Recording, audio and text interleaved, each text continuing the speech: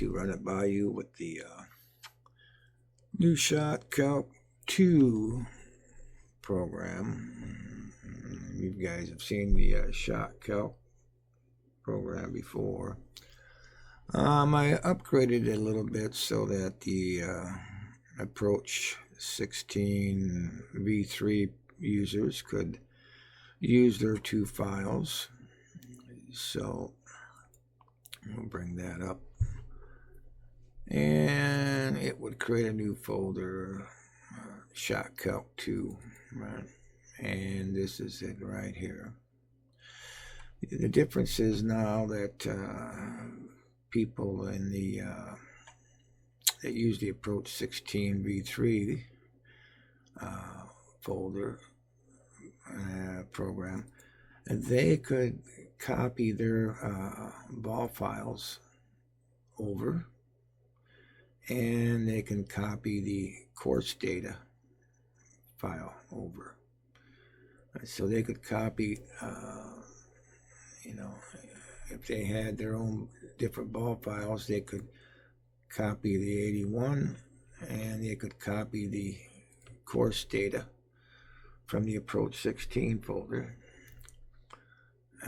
and install it, or just copy it to the Shot Calc folder here.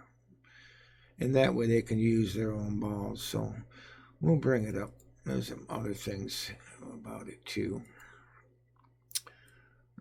So this is the original screen, but there's been 3 other enhancements. One is the course notes, right? So you could type in the course you're playing, right? And these are some of mine. I should probably get rid of some of those. But anyway, there's Congressional 10, right? Now, the other thing that can happen here too is when you're on the course, if you happen to, you can change the divisors, and they will automatically be put in to here. So let's say that I change that to 200, right? And you'll see now that after I saved the change, it changed it in the tailwind here. And the reason I did that is that there's going to be some holes that might have big elevation changes, and you adjust your head and tailwind divisors for that hole, and then you forget to do it again when you come back to that and play it. You forgot what was a good divisor for that hole. So this way you can have it on the course saved, right? So next time you come, it will change these divisors for you. So again, let's say we change it to 200. So now it's 200 for Congressional 10. If you're playing on number 9, you see it's 225. So it automatically grab those divisors and throw them in here for you, right? So, and so that's a little handy feature there to keep that going. The other thing we have is there's a putting form now included, so it's built in, so you could have your putting calculations here,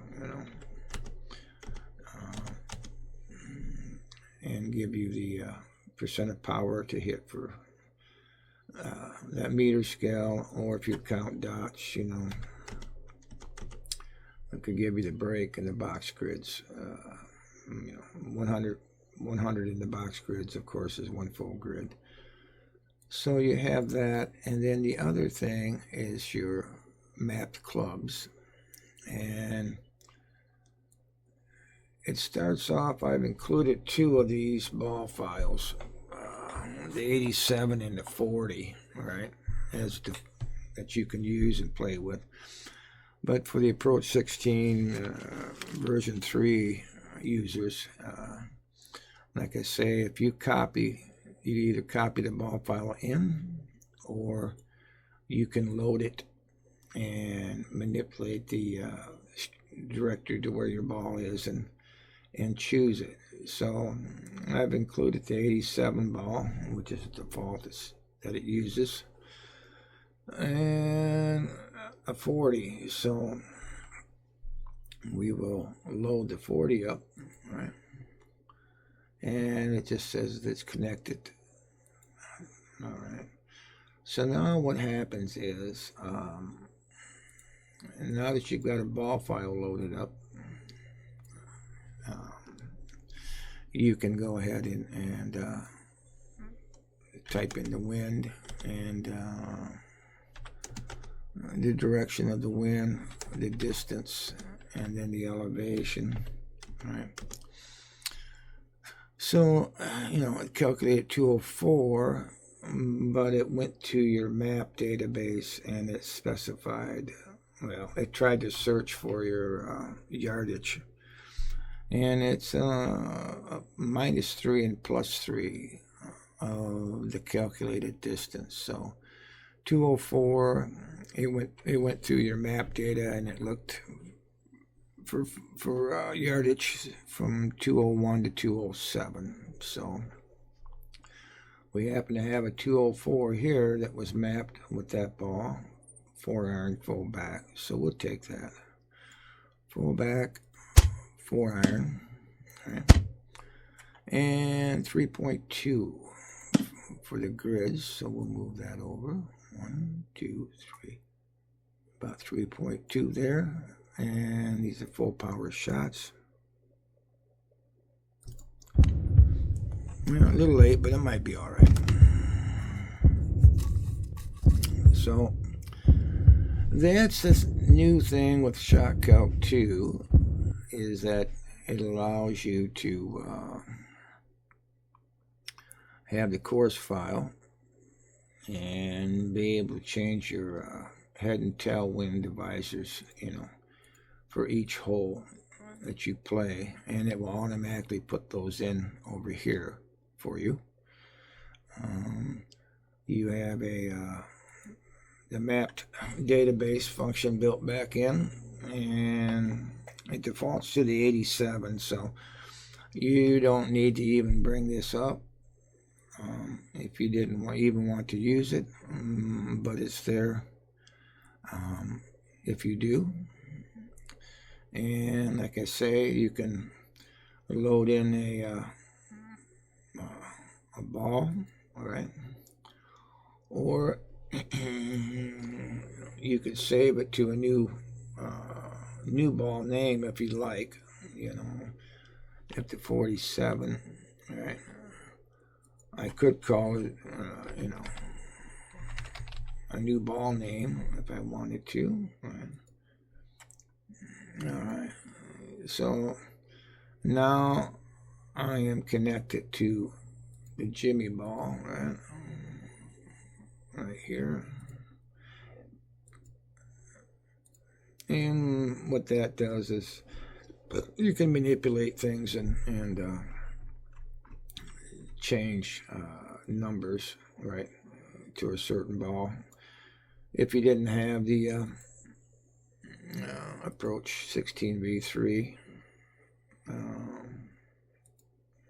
program, so, but that's how you can grab your different ball files. And let's see, of course you got your notes here. If you use this ruler, I put that down to help you, look at the ball spin, 1.25, it's 32, negative 32 backspin, 1.0 is a negative 45 of backspin, 0.75 is 65% backspin, and 50 is 75. So I just put that as a guide. I believe that's the update. So again, if you want to approach 16v3 people, if you want to try this out, you can go to your folder where the approach 16 version 3 was installed. I have mine on the drive D, but of course, if you took the default, you probably have it on the drive C. So you could go into your approach 16v3 folder, grab your balls, whatever you like, if you wanted to, and copy them over. But you don't even really need to do that. If you didn't want to, you could actually, come here and load a new ball and manipulate it and go up to the folder, where you're at, on your drive. And that would be under, where is it? There it is, program 86, approach. And so, I could grab a ball from that file, right? Open that up. So now I'm using the 33 ball, right? And if I were to recalculate that again, it's giving me the information from the 33 ball, information to use. I'll go back and put my other ball back in. 87, right? So now I'm using the 87 ball. So if I were to calculate, these are the numbers that it's giving me for my 87 ball, plus 3 minus 3 on the calculation yards here. So that's it. That's the update. Like I say, there's really the only difference between Shock Calc and Shock Calc 2 is Shock Calc 2 put some of the features in from the Approach 16v3 files, the courses, and the mapped balls that you've mapped, and another putter form so that you didn't have to get out and use other putters and stuff. So, all right, I hope this was informative. If you guys want to try it, you can download it and Approach 16v3 people. Just, you can load your ball files, from that folder and to be able to use in this program. So, and if your course, if you have your different course notes, just go ahead and go to your Approach 16 folder and copy that course note file. This is underneath my projects, but you would go under your program 86 and your Approach 16v3 where you installed it, and you'll have this file right here, course data 1.mdb. All you need to do is just copy that, boom, and copy it, right? And go back and then put it into the Shock Calc 2, paste it, yes, replace it. And so now you would be using your own note files, right? So, should work without any problems. Yeah, okay. So that's it, and hope you guys enjoy it. Have a good day. Also note about the grid movement aim here. If you find that it's too much or not enough in the course file, there's this column, the AAM, which is the apex aim multiplier, And when you have a 1 there, that means you use 100% of the aiming calculations. So that's going to be per hole. It's going to use the course AAM in shot calc 2. It's not going to use the club AAM. So it won't be using this.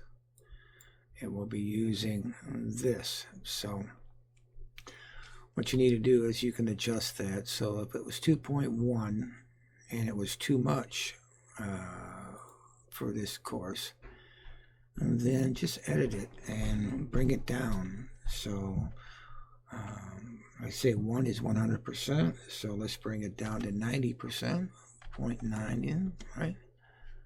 And we save that. We do a recalculation because it was at 2.1, right? So now let's calculate again. And now you see that it's 1.9 grids, right? Instead of the 2.1, I believe it was. We'll change it back, calculate 2.1. So if 2.1 was not enough, of course, increase it, 1.2, right? And recalculate. Now it's 2.5. So you can zero in on the aiming of the grids by changing the AAM here, where 1 is always 100% of the calculation, and the bigger the number, the more it's going to multiply it by 20% here, right? Or if I changed it to 0.5, now it's only going to use 50% of the calculation. So when I recalculate, it's 1.1. See? So that's how that works if you need to adjust it. So, and the other thing is, if you go to try to add a club while the query is running, and so it queried out the yardages, you won't see it listed after you save it unless it's within that range, but it will be there.